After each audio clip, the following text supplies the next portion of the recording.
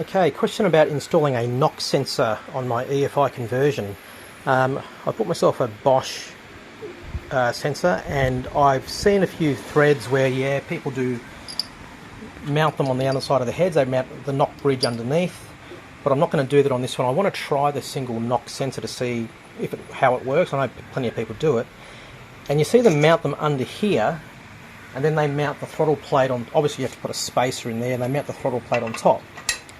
Okay, and that would be tightly sandwiched against the case.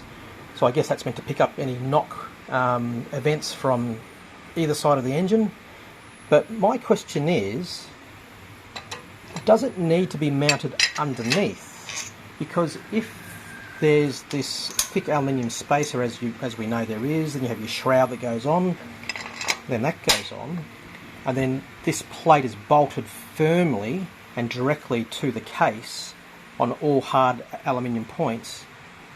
And I'm not sure why we have these extra threaded holes here, but what's to stop you from mounting a knock sensor on the top here? Would this be just as effective as mounting it directly onto the case under here? Yeah, would love to know.